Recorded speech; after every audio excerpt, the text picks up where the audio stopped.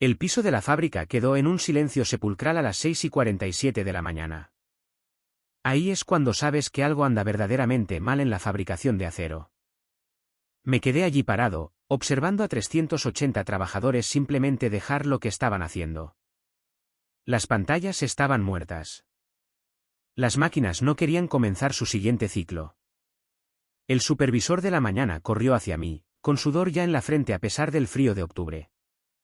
Gary, todo el sistema está bloqueado. Nadie puede acceder a nada. Las líneas de producción detenidas, los controles de calidad detenidos, incluso el seguimiento básico del inventario. Tomó aire. Yo sabía exactamente lo que había pasado.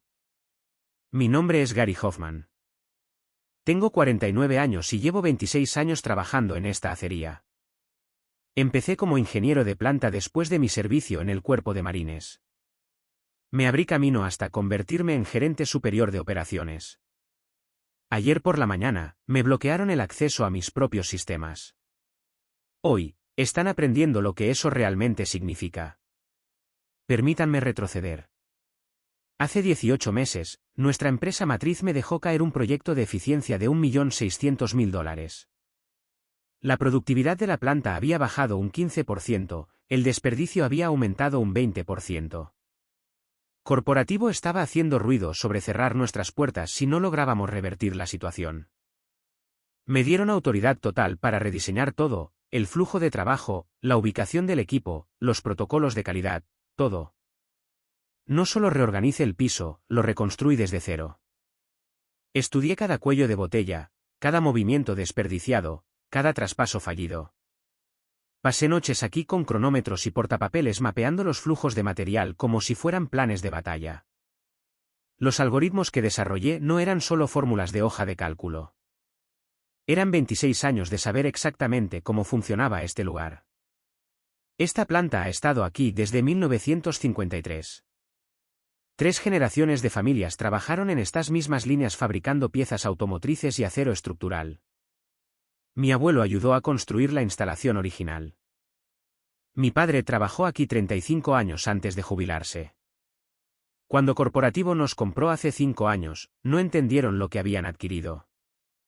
Vieron equipo viejo y trabajadores que envejecían. Yo vi la columna vertebral de la fabricación estadounidense. Lo primero que hice fue recorrer cada centímetro de este piso con los propios trabajadores. No los supervisores, no los jefes de equipo, sino la gente que realmente toca el producto 8 horas al día. Danny Murphy de la estación 12 me mostró cómo el sistema transportador creaba un retraso de 52 segundos en cada ciclo. Las piezas llegaban en el ángulo incorrecto. María González del control de calidad me explicó por qué la secuencia de inspección estaba al revés. Estábamos detectando problemas que deberían haberse prevenido 3 estaciones antes. Nadie les había preguntado antes. Pasé 3 meses solo escuchando. Aprendiendo que la documentación oficial de procesos no se había actualizado en 7 años. Descubriendo que la mitad de nuestros problemas de eficiencia provenían de trabajadores que creaban soluciones alternativas para arreglar fallas de diseño que la gerencia no sabía que existían. Estas personas no solo seguían los procedimientos, estaban previniendo activamente desastres todos los días, sin recibir crédito por ello. El rediseño tardó 14 meses en implementarse. No detuvimos la producción. En cambio, creé un sistema de actualización progresiva, optimizando una sección a la vez mientras el resto seguía funcionando. Cada cambio fue probado por las personas que tendrían que usarlo. Cada mejora se explicó a los trabajadores antes de la implementación, no después. La resistencia provino de la gerencia intermedia, no del piso. Los supervisores temían que empoderar a los trabajadores los hiciera irrelevantes. Los jefes de departamento se quejaban de que los nuevos protocolos requerían que realmente entendieran los procesos que gestionaban. El sistema antiguo les permitía gestionar por métricas e informes. El nuevo sistema les exigía gestionar caminando y hablando con la gente. Pero los números no mienten. En 8 meses, la productividad había aumentado un 18%. El desperdicio había bajado un 25%. Las lesiones de los trabajadores se redujeron en un 30% porque los nuevos diseños tenían sentido en lugar de solo verse bien en papel. Más importante aún, la gente volvió a preocuparse por su trabajo. Cuando le pides a alguien su experiencia y luego realmente la usas, se invierte en los resultados. Corporativo se dio cuenta. Otras plantas comenzaron a pedir mis protocolos. Me invitaron a hablar en conferencias de fabricación. Las publicaciones de la industria querían presentar nuestra recuperación. Por primera vez en mi carrera, sentí que estaba construyendo algo que duraría, algo que importaba más allá de los números de este trimestre. Ahí es cuando apareció Jason Webb. Recién salido de Harvard con un título de maestría en Administración de Empresas, de 28 años, contratado como director de proyecto para supervisar la fase final de implementación. También resultó ser el hijo del director ejecutivo, aunque eso no se mencionó en el anuncio oficial. La idea de Corporativo era agregar supervisión estratégica a mi proyecto. Jason tenía todas las palabras de moda: transformación digital, optimización basada en datos, flujos de trabajo sinérgicos. También tenía el oído de su padre y el respaldo del nuevo director financiero, Richard Calvel, un tipo que había sido contratado 10 meses antes para modernizar nuestro enfoque operativo. Calvel venía del sector tecnológico. Creía que la fabricación era solo otro problema de software esperando ser resuelto con los algoritmos y paneles de control correctos. Para él, Jason representaba el futuro, joven, educado, fluido en el lenguaje de los negocios modernos. Yo representaba el pasado, experiencia a la antigua usanza en un mundo que supuestamente ya no necesitaba eso. Lo que realmente me molestaba era que Jason nunca había trabajado un día en ninguna planta de producción. Nunca había lidiado con la realidad de gestionar a 380 personas que se presentan a las 6 de la mañana independientemente de si los sistemas están funcionando o no. Jason comenzó a asistir a mis reuniones, pidiendo revisar mi documentación, queriendo copias de todo. Solo me estoy poniendo al día, decía. Quiero entender el alcance completo para poder apoyarte mejor. Era educado, entusiasta, lleno de elogios por lo que había logrado. Pensé que tener el respaldo de la gerencia no podía hacer daño. El proyecto estaba funcionando. Los números no mienten, y no tenía nada que ocultar. Ese fue mi primer error. Jason era inteligente, se lo concedo. No atacó mis resultados directamente. En cambio, comenzó a cuestionar mis métodos. En las reuniones, mencionaba las mejores prácticas de la industria que supuestamente mostraban mejores enfoques. Sacaba a relucir artículos sobre cómo el pensamiento obsoleto estaba frenando la innovación en la fabricación. Siempre enmarcados como sugerencias constructivas, nunca como críticas directas. Pero empecé a notar el patrón. Cada sugerencia implicaba reemplazar el juicio humano con sistemas automatizados. Cada mejora significaba menos trabajadores tomando decisiones y más algoritmos tomándolas en su lugar. A Jason no le interesaba optimizar lo que habíamos construido, le interesaba reemplazarlo con algo que no requiriera que personas como yo lo entendieran. Lo que realmente llamó mi atención fue cuando Lisa Rodríguez, nuestra supervisora de planta, me apartó. Lisa ha estado aquí 22 años, se abrió camino desde la línea gracias a pura competencia. Conoce a cada trabajador por su nombre, entiende cada proceso a la perfección. Gary, algo anda mal, me dijo. Jason ha estado haciendo preguntas sobre tus algoritmos, pero no preguntas normales. Quiere saber qué pasa si se modifican ciertos protocolos. Sigue proponiendo escenarios en los que los sistemas podrían fallar. Bajó la voz. También ha estado hablando con la gente sobre la transición de liderazgo sostenible y los protocolos de transferencia de conocimiento. Esa frase me sonó mal. Transferencia de conocimiento generalmente significa una cosa en la corporación estadounidense: se están preparando para despedir a alguien y quieren asegurarse de que su trabajo pueda continuar sin él. ¿Qué tipo de escenarios? Pregunta. Periodos de producción máxima, sobrecargas del sistema. ¿Qué pasa si se deshabilita la retroalimentación de los trabajadores? ¿Qué pasa si los algoritmos se ejecutan sin los componentes de supervisión humana? Lisa hizo una pausa. Gary, esas no son preguntas de optimización. Son preguntas de sabotaje. Esa noche, me quedé hasta tarde para revisar los registros del sistema. Lo que encontré me hizo caer el estómago. Jason había estado haciendo cambios pequeños, enterrados profundamente en subrutinas complejas, pero cambios al fin y al cabo. Había modificado los protocolos de manejo de errores, ajustado las secuencias de tiempo, alterado los mecanismos de retroalimentación que permitían a los trabajadores señalar problemas antes de que se volvieran críticos. Cuando ejecuté proyecciones sobre sus modificaciones, no mejoraron nada. Si acaso, introdujeron posibles puntos de falla. Los cambios eran sutiles pero sistemáticos, diseñados para crear exactamente el tipo de fallas en cascada que harían que todo el sistema pareciera inestable bajo estrés. Lo enfrenté a la mañana siguiente. Jason, noté algunas alteraciones en los protocolos centrales. ¿Puedes explicarme el razonamiento? No perdió el ritmo. Solo algunas calibraciones menores basadas en los últimos datos de rendimiento. Nada que cambie tu enfoque fundamental, solo optimizando la ejecución. Abrió una presentación que nunca había visto, gráficos, diagramas, proyecciones que mostraban una mejora del 25% sobre la línea de base.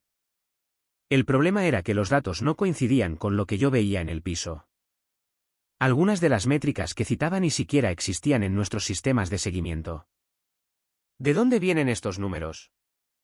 Modelado predictivo basado en puntos de referencia de la industria y análisis de capacidad del sistema. Jason hizo clic en las diapositivas con la confianza de alguien que nunca tuvo que explicar una falla en la línea de producción a 380 trabajadores enojados. Los algoritmos muestran un margen significativo para la mejora si podemos eliminar algunos de los cuellos de botella actuales. Por cuellos de botella, se refería a los protocolos de seguridad y los sistemas de supervisión humana que prevenían desastres. Ahí fue cuando me di cuenta de lo que estaba sucediendo. Jason no estaba tratando de mejorar mi proyecto. Lo estaba preparando para fracasar de una manera que hiciera que su solución pareciera necesaria. Sus modificaciones causarían conflictos en el sistema durante los periodos de producción máxima, crearían cuellos de botella que parecerían fallas de diseño, generarían informes de error falsos que harían que todo pareciera inestable. Cuando el proyecto colapsará, él estaría allí con su versión mejorada, listo para salvar el día con un sistema totalmente automatizado que eliminaría la mayoría de los trabajos y subcontrataría el resto a México. Calvel obtendría su solución moderna impulsada por la tecnología. Jason obtendría su ascenso y se demostraría a sí mismo a su padre. Las 38 familias que dependen de esta planta recibirían avisos de despido. Y yo sería el veterano cuyo enfoque anticuado no podía manejar las demandas de la fabricación moderna. Comencé a construir mi defensa esa misma noche.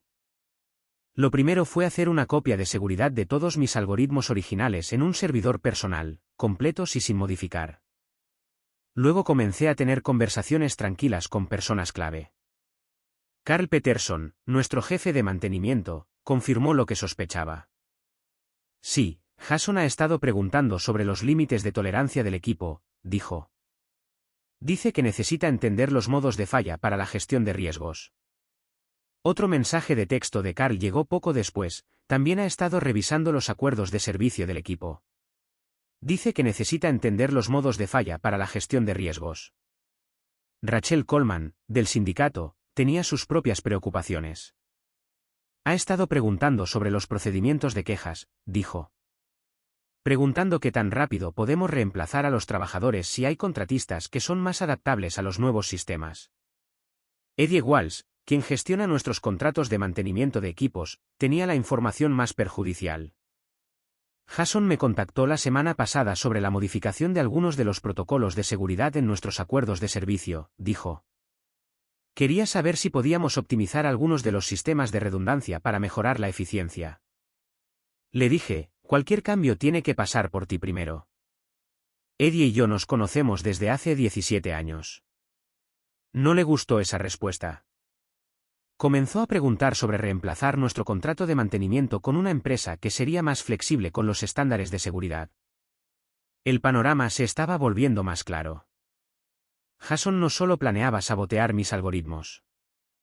Estaba eliminando sistemáticamente cada red de seguridad, cada sistema de supervisión humana, cada control de calidad basado en relaciones que hacía que la operación realmente funcionara.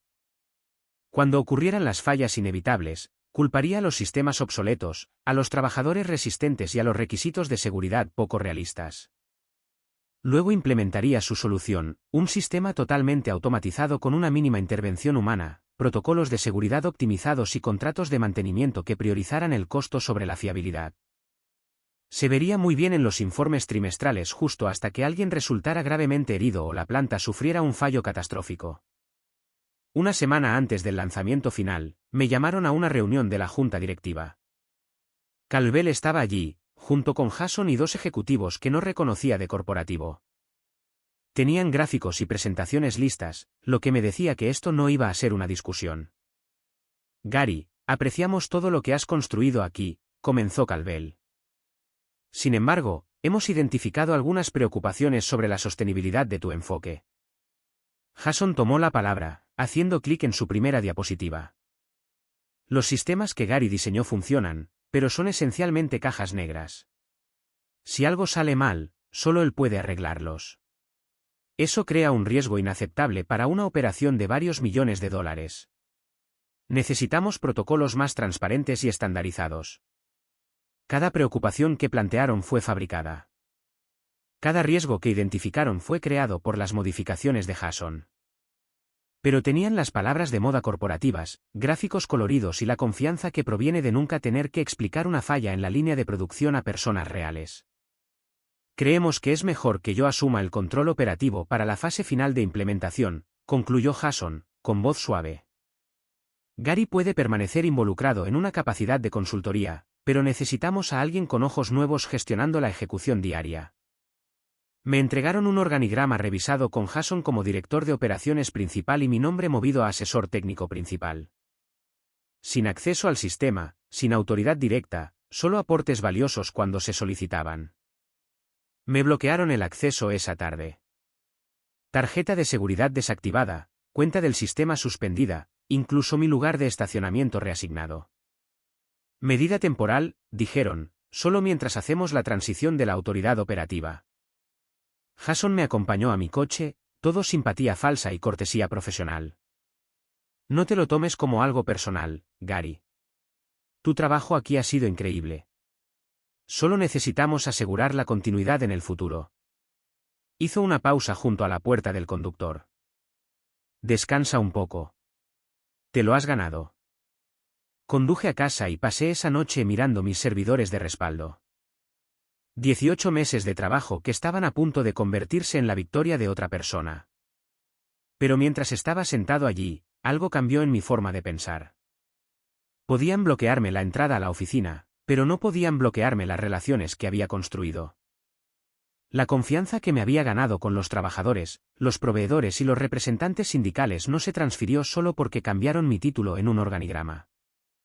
Ahí es cuando comencé a hacer llamadas. La primera llamada fue para Lisa.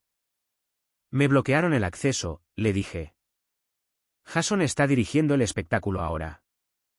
Su respuesta fue inmediata. Eso es una locura. No sabe ni la mitad de lo que construiste. Demonios, no sabe ni la cuarta parte. No importa. Tiene el respaldo corporativo y una presentación elegante. Gary, escúchame. Este lugar funciona con relaciones, no con presentaciones. La gente confía en ti. No conocen a Jason ni de quién es hijo, y ciertamente no confían en él con sus medios de vida. La segunda llamada fue para Rachel. Pueden bloquearte la entrada a la oficina, dijo. No pueden bloquear la confianza de la gente. ¿Sabes lo que sucede cuando las modificaciones de Jason comienzan a causar problemas? La gente te llamará a ti, no a él. La tercera llamada fue para Eddie. ¿Estás recomendando a este tipo nuevo?, preguntó cuando le conté sobre el cambio. No estoy recomendando nada, le dije. Solo te estoy informando que ha habido un cambio en la gerencia. Eddie entendió de inmediato. En nuestro negocio, las recomendaciones personales importan más que los organigramas corporativos. La confianza se gana con los años y se pierde en minutos. Jason podría tener la autoridad de Calvel, pero no tenía la confianza de nadie. Eso fue ayer. Hoy, toda la planta se detuvo porque las modificaciones de Jason crearon exactamente las fallas del sistema que yo sabía que ocurrirían. La producción nocturna golpeó la primera falla en cascada a las 4:15 de la mañana. Para el turno de mañana, nada funcionaba. Me quedé en casa, dejé que mi teléfono pasara a buzón de voz. Jason llamó 8 veces. Calvel llamó 6 veces. Corporativo llamó 3 veces. Lisa llamó una vez con una actualización de estado. Y atendí esa. Es un desastre total, dijo. Jason está ejecutando los horarios de producción. Los protocolos modificados están entrando en conflicto con el firmware del equipo. Los trabajadores están parados cobrando por no hacer nada porque nadie puede decirles qué hacer. ¿Qué dice Jason? Que es un problema de integración temporal que se resolverá en breve. El problema es que sus modificaciones también rompieron las rutinas de diagnóstico. El sistema ni siquiera puede decirnos que está mal, y mucho menos cómo arreglarlo. Lisa hizo una pausa. Gary, la gente está asustada. Preguntan si la planta va a cerrar, si deberían estar buscando otros trabajos. Colgué y conduje hasta el restaurante al otro lado de la planta. La misma cabina junto a la ventana donde solía almorzar durante la fase de construcción. Vista perfecta de la entrada principal y los muelles de carga. A las 11 de la mañana, era un caos. Camiones de reparto parados calle abajo porque recepción no podía procesar los materiales entrantes. Productos terminados amontonados en el muelle de carga porque envío no podía acceder a la base de datos de inventario. El supervisor nocturno estaba afuera en el estacionamiento fumando sin parar, probablemente explicándole a su esposa por qué llegaría tarde a casa. Los trabajadores se reunían en pequeños grupos cerca de la entrada de empleados. Algunos revisaban sus teléfonos, otros solo hablaban en voz baja. Reconocí a la mayoría de ellos, Danny Murphy de la estación 12 con aspecto preocupado, María González de control de calidad, negando con la cabeza ante lo que alguien le estuviera diciendo. Estas no eran solo empleadas para mí. Eran personas con las que había trabajado durante años. Personas cuya experiencia había hecho posible mi proyecto. Mi teléfono vibró.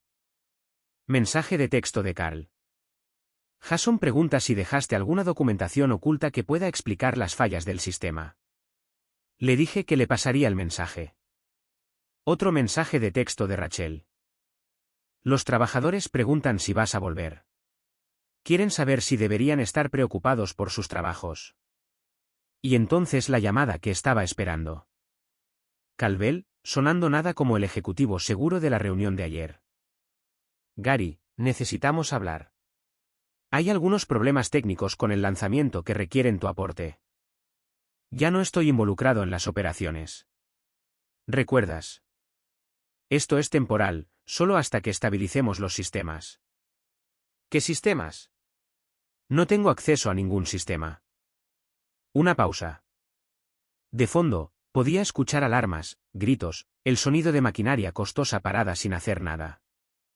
Podemos restaurar tu acceso temporalmente. Autorización de emergencia. Dejé que eso se asentara por un momento. ¿Qué tipo de emergencia? La producción ha estado detenida durante 6 horas. Estamos perdiendo $8,000 por hora en entregas incumplidas. ¿Qué está diciendo Jason? Que los problemas están relacionados con algunos protocolos heredados que no se documentaron correctamente. Protocolos heredados. Así es como llamaban ahora a mi trabajo. Jason hizo modificaciones a los algoritmos centrales sin entender las interdependencias. Las fallas no son errores, son características de sus cambios. Otra pausa. ¿Puedes arreglarlo? Esa era la pregunta que había estado esperando. No, me ayudarás, ¿no? ¿Qué recomendarías, si no puedes arreglarlo? Porque ya sabían que yo era el único que podía. Quizás, dije. Necesitaría acceso completo al sistema, autoridad operativa y una garantía por escrito de que nadie hará cambios sin mi aprobación. ¿Hecho? ¿Qué tan rápido puedes estar allí? No estoy seguro de querer estar allí. Jason lo tiene todo controlado, ¿verdad? Ojos frescos, enfoque moderno, todas esas mejores prácticas de la industria. El silencio se estiró lo suficiente como para que pudiera escuchar más ruido de fondo desde el piso de la planta. Más alarmas, alguien gritando instrucciones que nadie estaba siguiendo. Gary, por favor. Solo ven aquí. Terminé mi café y conduje hasta el restaurante al otro lado de la calle. El guardia de seguridad al que le habían dado instrucciones para no dejarme entrar ayer me saludó sin siquiera revisar mi credencial. Es curioso cómo las emergencias clarifican las prioridades. Jason me estaba esperando en el vestíbulo, con aspecto de haber envejecido 5 años de la noche a la mañana. Tenía su carpeta de presentación bajo el brazo, pero nadie pedía gráficos ya. Gracias a Dios que estás aquí, dijo. Creo que podría haber algunos problemas de compatibilidad entre tu diseño original y algunas optimizaciones menores que implementamos. Optimizaciones menores. Casi sonrió. Durante las siguientes 7 horas, le expliqué cada modificación, explicándole cómo cada una creaba fallas en cascada en todo el sistema. No fue incompetencia maliciosa, fue simplemente incompetencia. Jason entendía la teoría de negocios, pero no entendía la realidad de la fabricación. Trataba a la planta como un programa informático que podía optimizarse con mejor código, sin darse cuenta de que la fabricación es un sistema complejo donde el juicio humano previene desastres. Las reparaciones tardaron 10 horas en implementarse correctamente. No porque fueran complicadas, sino porque tuve que deshacer todas las mejoras de Jason mientras le explicaba por qué cada cambio era necesario. Tomaba notas como un estudiante de posgrado, haciendo preguntas que demostraban que nunca había entendido realmente lo que había construido. ¿Por qué el sistema necesita la entrada del trabajador aquí? No podemos automatizar esta decisión. Porque Danny Murphy ha estado operando la estación 12 durante 8 años. Cuando le dice al sistema que algo anda mal, está mal. ¿Quieres apostar $45 millones en equipo a un algoritmo que nunca ha visto un cojinete empezar a fallar? Para el turno de noche, la producción estaba de nuevo en línea. Para el final de la semana, estábamos funcionando mejor de lo que habíamos estado antes de las modificaciones de Jason. Los trabajadores se relajaron, los supervisores dejaron de parecer estresados y los muelles de carga volvieron a su caos normal y organizado. La reunión de la junta directiva tuvo lugar el martes siguiente. Tono diferente esta vez. Los 2 ejecutivos corporativos que habían asentido con la cabeza ante la presentación de Jason no estaban notablemente presentes. Calvel comenzó con una disculpa y terminó con una oferta: gerente general de planta, aumento de sueldo del 35%, reporte directo a corporativo y un puesto en el comité de planificación estratégica. Jason fue reasignado a analista de operaciones, reportándose directamente a mí. Oportunidad de aprendizaje, lo llamaron. Una oportunidad para entender la fabricación desde cero. Acepté ambas ofertas. Durante los siguientes 8 meses, Jason trabajó bajo mi supervisión, aprendiendo lo que realmente implica la fabricación. No la teoría de la escuela de negocios, sino la realidad de gestionar a 380 personas, $45 millones en equipo y cronogramas de producción a los que no les importan tus presentaciones de PowerPoint. Resultó ser un analista decente una vez que dejó de intentar revolucionar todo. Todavía tenía la arrogancia de su padre, pero al menos ahora entendía por qué los trabajadores se reían cuando él sugería que podíamos eliminar a los inspectores de control de calidad porque las máquinas eran teóricamente perfectas. Gary, ¿por qué necesitamos 3 personas revisando cada lote cuando los sensores deberían detectar cualquier defecto? Porque María González detectó una grieta capilar en una viga de soporte el mes pasado que habría fallado en un accidente automovilístico. Tus sensores dijeron que era perfecta. 6 meses después de su reeducación, Jason finalmente comenzó a hacer las preguntas correctas. En lugar de, ¿cómo podemos eliminar este trabajo?, fue ¿por qué hacemos esto de esta manera? En lugar de, ¿no podemos automatizar esto?, fue ¿qué pasaría si automatizáramos esto? La planta está funcionando ahora al 118% de la eficiencia de referencia. Corporativo está utilizando nuestros protocolos en otras 4 instalaciones. Tengo autoridad presupuestaria para una expansión de $2,8 millones que agregará 95 empleos y aumentará nuestra capacidad en un 30%. El periódico local publicó un reportaje sobre nuestro regreso de la fabricación estadounidense que me hizo sentir muy orgulloso.